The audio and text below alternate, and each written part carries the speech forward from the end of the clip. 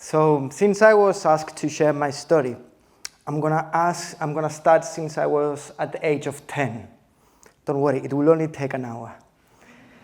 So let me ask you a question first. How many of you follow a sport? Nobody. All right. Oh, I can see some hands. Great. How many of you follow the same sport since you were a child? Do I see hands? I see some hands. Wow, great.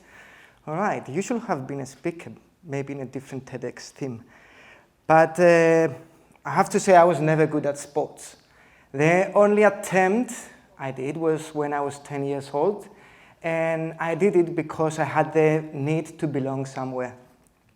And there was this cycling team running in my hometown, which I decided to join. And I did join at 10. And I tried really hard to become a professional. And for 2 years, the best position I got was the second before the last. So my career ended up quite quickly.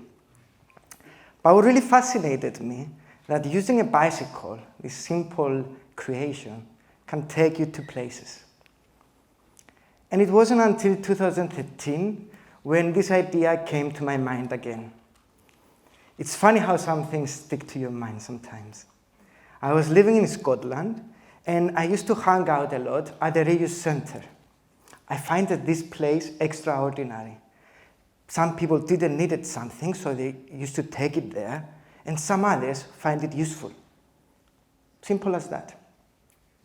So one day I visited this place and I found these bicycles, old bicycle frames lying around. And I had this idea. I'm gonna build a bicycle by myself and ride it back to Cyprus. And so I did. People thought I was crazy. Even I thought I was going mad. I doubted myself quite a lot, but something inside me felt right and made me unstoppable. So I started alone, and the first thing I learned was how dependent we are from nature. The weather and the natural landscape defined the route of my journey. But being a traveler as well, I had to camp everywhere I wanted to stay at night. So I found out that cities was not a livable place. The second lesson I learned, that being alone is never fun. A month after I started, Yannis joined along. And 3 months after I started, Dimitris joined along as well. And there we collectively learned the third lesson, that we could never have made it if we couldn't have the support and goodwill of others. And that is true. On purple, you can see the route since I started in Scotland, ending up in Cyprus. This journey lasted for 4 months. And coming back to Cyprus was never easy, actually. I tried to follow the norm, finding a job, building a career, but it never felt right. It wasn't until 2016 when I found out about the European Union programs of volunteering for the youth. And I found this opportunity in Spain. It was an easy decision. I left everything, I quit my job, and I never looked back. So I moved to Spain, ready to start a new life, and I had 2 main things: time and a bicycle. So I used to use my bicycle and travel to the most remote places in the area I was living. And what surprised me was that even in the most remote places, you could find human traces everywhere. Mountains of waste. That was it. I had to do something about it. And it was then when I created Tesura. Tesura comes from the Spanish words tesoro, which means treasure, and basura, which means waste. And nothing would have been possible, of course, if I did not have the support of others. So we started experimenting with the idea a lot. And a good example was this youth center in Valencia, located in a Roma community.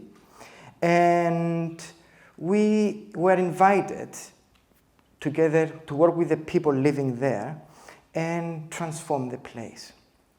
So we collected a lot of things thrown away, and boom, the place was alive again in a week's time. Another good example was when we visited the local market and we collected all the food that was going to be thrown away in a day. So we managed to feed more than 50 people. Possibilities were endless. My only problem was all those things I could find and do nothing about. So I started experimenting around it, and art installations played an important role, but making structures out of all these things, but again, it didn't feel like a solution. Plastic was everywhere, and I was running out of ideas. So it was then when I found out about precious plastic, created by a Dutch guy named Dave Hackens. And imagine what? He made everything open sourced. He designed machines that can recycle plastic. Everybody could copy them. He shared all the information online. And everybody, even you, could create your own small-scale recycling facility. Brilliant. And that was when I decided I need to come back to Cyprus and follow what I was doing to Spain back here. Coming to Cyprus, I tried to learn a little bit what happened in our lovely island. So I started to find out that in order to follow the European regulation regarding climate change and for Cyprus to reduce our emissions according to the Green Deal, we will need 13 times Cyprus covered in trees. I wasn't an expert planting trees, so I tried to see what happens with our waste. So I was shocked once more to find out that 76% of our waste ends up in landfills. And that was a call for action, don't you think? I do believe in education, and education plays an important role in knowing what we do learn today. So I was lucky that I was invited in schools, and I also organized some workshops for adults. But it didn't feel enough. I wanted to spread this information to people that could not be exposed to this. So I turned locally. I tried to see what happens in the place where I was living, and I found about this organization named Ιδαλιάδες. It's formed by retired and unemployed women, gathered every now and then and sharing their knowledge and passion for traditional crafts. So we mixed our powers together, and they came out with the idea of creating bags, everyday bags, using old fabrics they had at home and advertising banners. Again, possibilities were endless.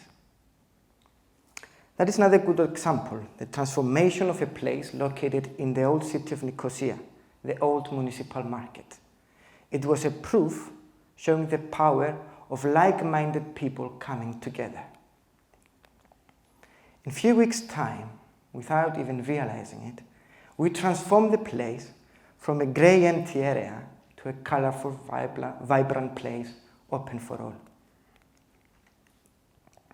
And this is where we had our first physical workshop in Cyprus, where we continue working with our precious plastic machines. And here we are again. Allow me to show you what our precious plastic machines do. The first machine on the left, as you can see it, shreds plastic. By that, it makes plastic a raw material again. The other machines can use that plastic and transform it into everyday useful items to design and practical objects. But most importantly, it allows us and gives the possibility to reimagine our lifestyle. Sounds great, isn't it? Well, it took us 4 years to get to the stage where we are now, as time and money was always a problem. But we are still going thanks to the support we receive every now and then. But here we are, almost ready to create our first reuse facility, or recycling, if you prefer, where we invite, and we would like to invite you, designers, makers, local shops, organizations, authorities, everybody interested on the topic, to help us build a network where we can process waste and make it into something meaningful. And we are hoping that this plastic reuse will only be the beginning. We aim to create a bigger facility where different kinds of waste can be processed, as well as collaborate with other initiatives where we share the same passion and we want to achieve solutions that tackle climate change. An idea that happens abroad, but for us, a small island, it can be something where we can contribute and shape our future and make this story of trash a story of treasure. This is where my bike brought me so far. So if I want to leave the stage, I want to say 3 last things. First, will be use your bike as much as you can. You never know where it can take you. Second, whatever you do it with respect to nature and fellow human beings. And last, it starts from every single one of us, sharing it with others, but we can achieve anything if we work collectively. Thank you so much.